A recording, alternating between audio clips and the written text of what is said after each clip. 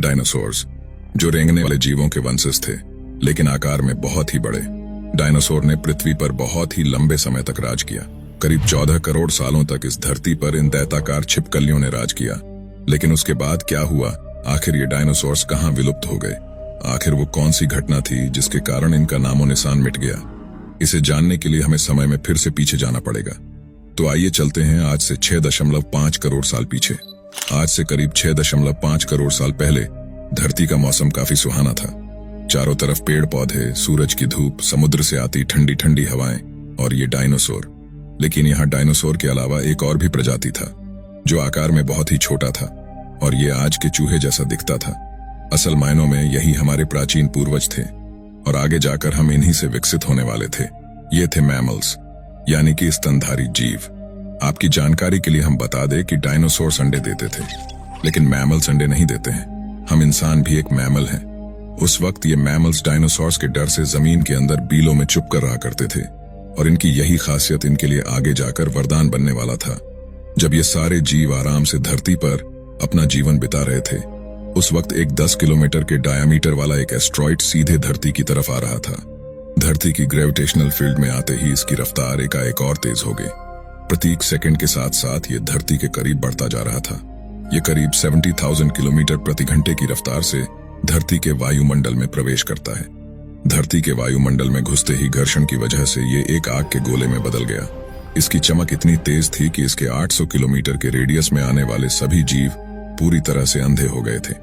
ये जीव इसे देख नहीं पा रहे थे, लेकिन वो इसे महसूस कर सकते थे। एस्ट्रॉइड धरती से टकराता है और एक बहुत ही खतरनाक विस्फोट होता है। ये विस्फोट इतना शक्तिशाली था कि इसके टकराते ही पृथ्वी की लाखों मीट्रिक टन धातु अंतरिक्ष में चला गया। विस्फोट वाली जगह पर एक 180 किलोमीटर चौड़ा और 20 किलोमीटर गहरा गड्ढा बन गया। इस गड्ढे का सारा मीटर आसमान में जाकर धूल का एक बड़े बादल का निर्माण किया। इतने बड़े टक्कर की वजह से भूकंप की तरंगे धरती के ग्रस्ट में कई किलोमीटर दूर तक चली गई। इस वजह से समुद्र में विशालकाय लहरों का निर्माण हुआ और एक के बाद एक सुनामी की लहरें चारों ओर बढ़ने लगी। धरती के महाविनाश की प्रक्रिया का आरंभ हो चुका था। इस विस्फोट में रेडिएशन की मात्रा इतनी बढ़ गई कि इसके 800 किलोमीटर के दायरे में आने वाले सभी जीव जलकर पूरी तरह से राख हो गए। पादपों के अंदर मौजूद सारा जल इस गर्मी के कारण भाप में बदल गया। इस महाविनाश में उड़ने वाले जीव इन जमीनी खतरों से बच गए थे, लेकिन ये तो बस महाप्रलय की शुरुआत थी। विस्फोट की वजह से जो लाखों मीट्रिक टन धूल और पत्थर अंतरिक्ष में गया था, वो ठीक 40 मिनट बाद आग के गोले के रूप में धरती पर बरसने लगे।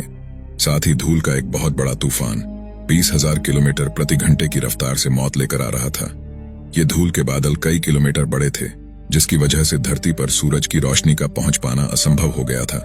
कई सालों तक धरती पर सूरज की रोशनी पहुंच ही नहीं पाई और इसके परिणाम स्वरूप धरती पर पेड़ पौधों की लगभग सारी आबादी खत्म हो गई थी।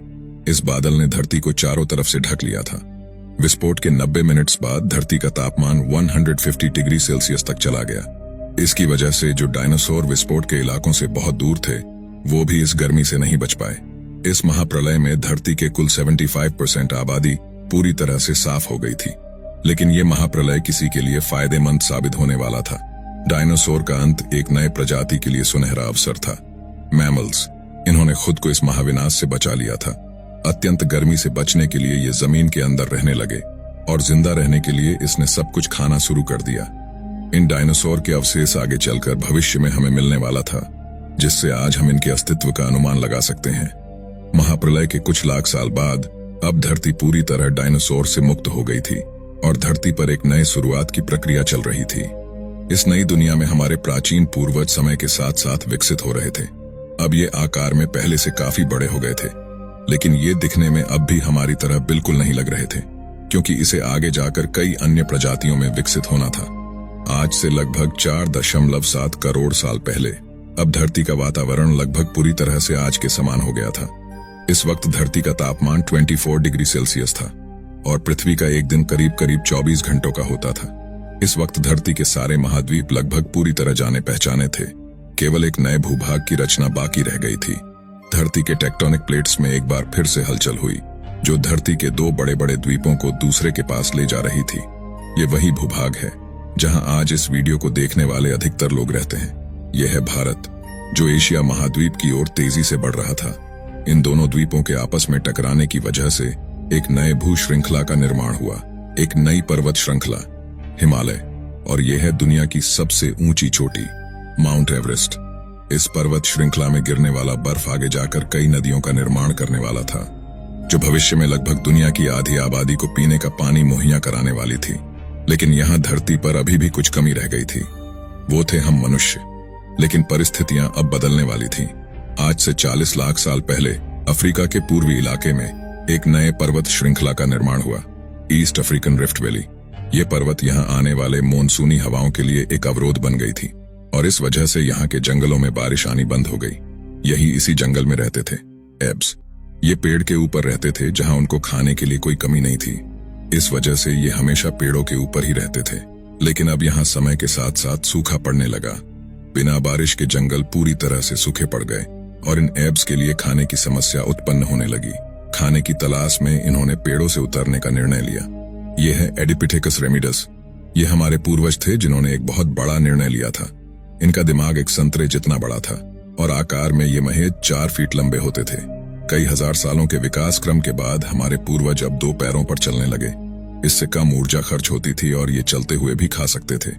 अब इनका दिमाग भी तेजी से बढ़ रहा था। ये धीरे धीरे होशियार हो रहे थे। समय के साथ साथ विकास की प्रक्रिया चलती रही। हमारे पूर्वज धीरे धीरे विकसित होने लगे और इनका दिमाग भी धीरे धीरे बड़ा होने लगा। समय के साथ साथ इन्होंने पत्थरों से हथियार बनाना सीखा। अब शिकार करना बहुत आसान हो गया था। समय बीतने के साथ साथ हमारे पूर्वजों ने आग पर काबू करना सीख लिया। आग की खोज हमारे पूर्वजों के लिए बहुत बड़ी खोज थी। ये उन्हें गर्मी, रोशनी और अंधेरों में सुरक्षा देती थी और इसी वजह से अब परिवार भी बनने लगे। हमारे पूर्वज अब साथ साथ रहने लगे, इससे वो सुरक्षित रहते थे। आग में पके मांस को पचाने में ऊर्जा कम खर्च होती थी और इसी वजह से ये ऊर्जा अब इनके दिमाग में खर्च होने लगी। हमारे पूर्वजों का दिमाग अब काफी बड़ा हो गया था। ये थे होमो इरेक्टस, हमारे पूर्वज जो अन्य जानवरों से ज्यादा होशियार थे और मिलजुल कर रहने वाले पहले जीव थे।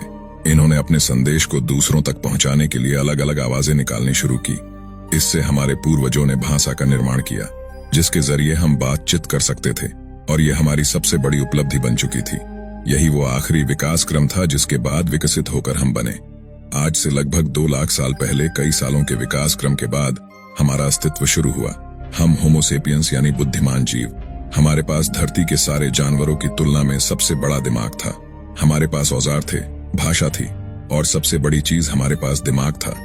आज से करीब कुछ मिनट पहले हमने और आपने साथ में मिलकर 4.5 अरब साल के सफर को तय किया। अब हम वापस घर आ गए हैं। ये है हमारी दुनिया, हमारा समय। आज हम काफी विकसित और आधुनिक हो गए हैं। आज हम अपने आसपास घटने वाली घटनाओं को पूरी तरह समझ सकते हैं। हम जानते हैं कि ये समुद्र कहां से आए। हम आज ये भी जानते हैं कि ये जमीन जहां हम रहते हैं उसका निर्माण कैसे हुआ और आखिर में धरती में जीवन कहां से आया था। लेकिन हमारा सफर अभी भी खत्म नहीं हुआ है। हमें अभी और भी आगे जाना है। हमें इस संसार को और अच्छे से समझना होगा। तो आज के वीडियो में बस इतना ही।